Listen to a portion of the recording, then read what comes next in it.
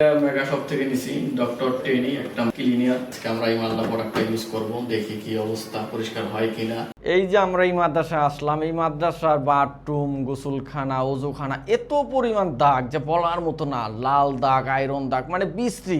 দেখি কেমন পরিষ্কার। যেখানে দেখলাম অনেক পরিমাণ দাগ, সেখানে আমি সরাসরি ইউজ করলাম। যেখানে আমি একটু হালকা দাগ দেখলাম, সেখানে আমি একটু স্প্রে করে মারলাম।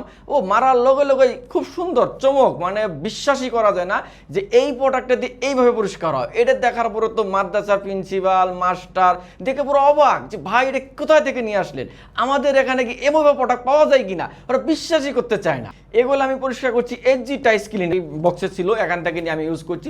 তারপর আমি চলে গেলাম পাকে ঘরে, যেখানে যাই দেখি তেল গাছটার অভাব নাই, একদম টাইস সব একদম নোংরা। তারপরে আমি কিচেন ক্লিনারটা দিয়ে আমি এটা ইউজ করার পরে দেখলাম যে সব গলে গলে পড়তেছে। একদম আমি তো দেখে আরো অবাক যে এটা এত সুন্দর কাজ করতেছে। তারপরে আমি অ্যাডজাস্ট ফ্যান পরিষ্কার করলাম, তাদের চোলা পরিষ্কার করে দিলাম, টাইস পরিষ্কার দিয়ে দিলাম।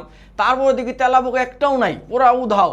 এই প্রোডাক্টটা এত সুন্দর কাজ করে জন্য ব্যবহার না করলে বুঝবেনই না। তারপর আমি চলে গেলাম ওই স্টিলের কলে, স্টিলের কল, শাওয়ার, আয়রনের দাগ, জংয়ের দাগ, পানি সুপ দাগ, মানে একদম বৃষ্টি।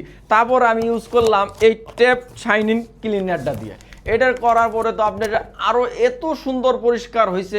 পরিষ্কার তো হয়েছেই, মানে আলাদা একটা গ্লেজ মারতেছে, এমন চকচকা মনে হচ্ছে নতুনের মতো। তারপর আমাদের ইমাম সাহেব তো আরো অনেক হেভি খুশি। আলহামদুলিল্লাহ, আল্লাহ তাআলা শুকরিয়া। এবং তারপর আপনাদের শুকরিয়া যে এই উজুখানা যে পরিমাণ অপরিষ্কার ছিল, যেটা ভাষায় প্রকাশ করার মতো না। আল্লাহ তাআলা এই জিনিসটির দ্বারা এবং আপনাদের সহযোগিতায় যে পরিষ্কার করার তৌফিক দান করছে, এই জন্য দিল থেকে শুকরিয়া আদায় করি।